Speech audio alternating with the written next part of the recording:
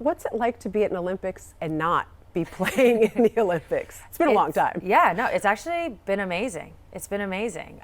Before I got to the Olympics, I was really enjoying watching it on TV. That's a totally different experience. Yeah. As I'm sure you know, when you play, especially basketball, because we play the entirety of the Right. Olympics, you don't really get to experience a lot of it. So now to be here, I'm checking out events. I'm actually enjoying Paris itself, just the culture of it all. So it's been great. It's my favorite question to ask, and I'll still ask you. So now that you get to check out some of these events, if you could have been an Olympian, not as a basketball player, what would you have wanted to do? Soccer was actually one of my first early loves. So I would say that, but that's also a team sport. So I Right. feel like the experience is probably somewhat similar. Yeah. So I might throw in, I got to go see track this time around. I was really impressed by the relay. I saw the mixed 4x4 relay, Okay. which was, I mean, US sadly got silver. Right. But watching Femke Bol like hit her stride, I mean, to experience that in a full arena, that has to be epic. No breaking for you. You know, I'm gonna save everybody knee breakdancing. I understand that. I said the same thing about it. Let's talk a little basketball, though. Is Diana crazy to still be playing at this point? I mean, she could get 6 gold medals from the Olympics in this sport. No, not crazy at all. I think it's so impressive. I think what she's doing speaks to so many different things, whether it's discipline, a hunger. I mean, to be 42 years old and still have that inside of you, that says a lot, and it's hard. It's not easy. But at the same time, what I really appreciate about it, whether you talk about a Diana, myself at one point, you see it with LeBron James, you saw it with Tom Brady, we're setting this new standard for what an athlete can do in terms of longevity.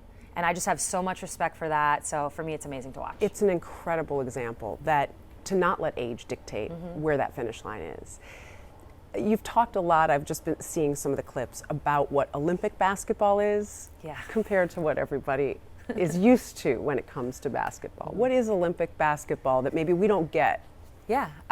So for the women's team, what's unique about our experience is that we don't have a lot of time training together. So it's not really that Olympic basketball or FIBA basketball, international basketball. Of course, there are differences.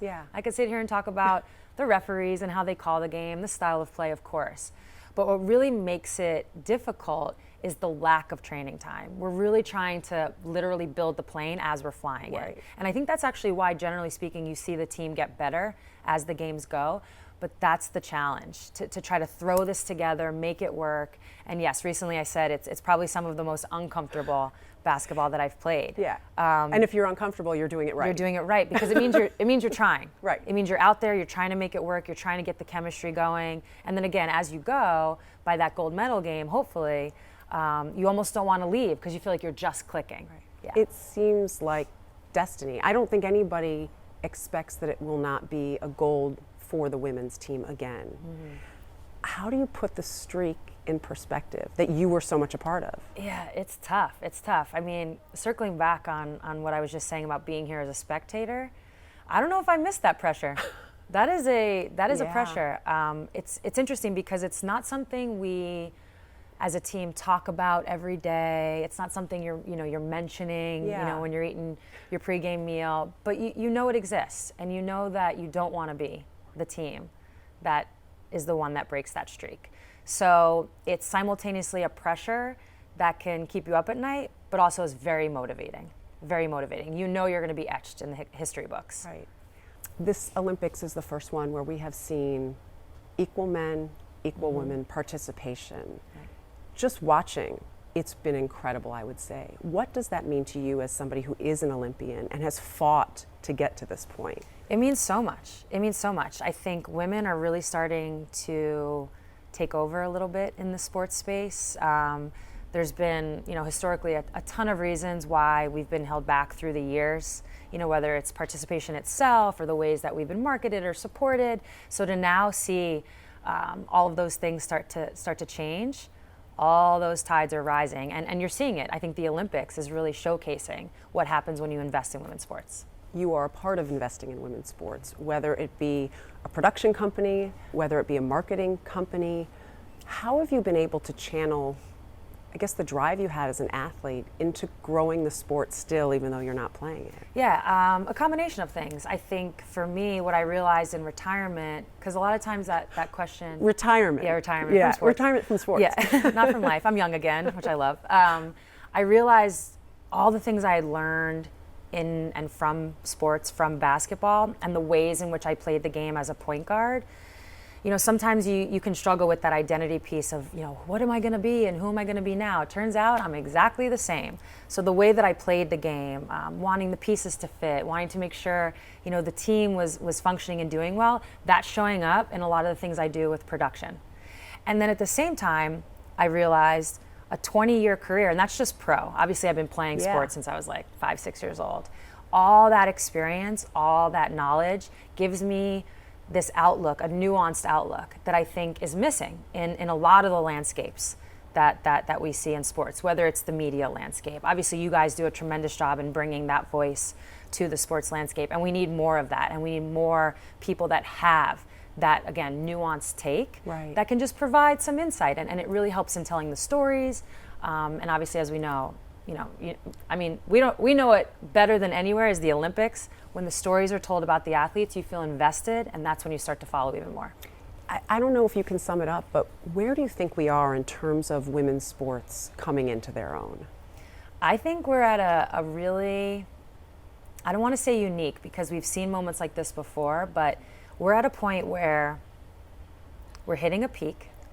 We're kind of climbing. We've hit a little bit of a peak, but now I think we understand from past experiences that we can't let that drop back off.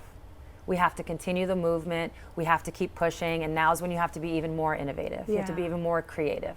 You can't just relax. Why do you think it's hit that point now? I mean, is it just the perfect combination of Caitlin Clark coming along with Angel Reese and captivating us and the NWSL? Like, why now? I've worked in this forever, it feels like. You played in it forever. Why now? You know, sometimes it's just timing. I think there is a part of it where we have some players now across the board that have personality. They're showcasing it. I do think younger generations, they push the envelope a little bit. You know, sometimes it's hard to admit this, but I know when I was coming out of college into the pro life, it was a little bit of shut up and dribble. It was a little bit of, for women, be thankful you even have a job, don't rock the boat too much. And I think younger generations, they want more. So that's a part of it. And I also think society, in a sense, has finally caught up to women's sports. I think a lot of the issues that we deal with, a lot of issues that people deal with in their day-to-day lives, all the isms, if you will, a lot of that is represented by women's athletes. And now society's finally catching up to that. So somewhere in there's a combination that's resulting in what we're seeing. We were too quiet, I know. But I know, same. I know, but but now we're not. We're not at all. Now you can't shut me up. Nobody will ever say we are anymore. Tell us about where we are here.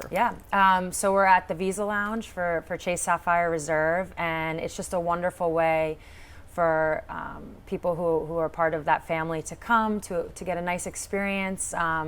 Paris is fun. You can get moving around, so it's nice to have a spot to come and check out the sights. You can see the Eiffel Tower right on the Seine. It's beautiful. Get a cup of coffee, just chill, and then go check out more games. One last thing that I forgot to ask you. I have to do it. There was so much controversy. Caitlin should be on this team. Caitlin Clark shouldn't be on this team. You've been a part of it, and then people talked about it's the team, and you mentioned you don't have time to play together. Did Team USA miss the boat in not putting Caitlin Clark on this team? You know, it's really tough. I think every Olympic cycle, there's a story of a snub. And it is because the talent is so great. I could sit here and make an argument for her being on the team, but that would require me to take somebody off. And when I look at this roster, I don't see myself doing that. If Caitlin had made the team and somebody else had gotten snubbed, and I could have made that argument, I would have looked at the roster and I wouldn't have been able to take anybody off. So that's the challenge of picking the U.S. women's basketball team. That's why we win gold, and that's why I'm hoping to see another one.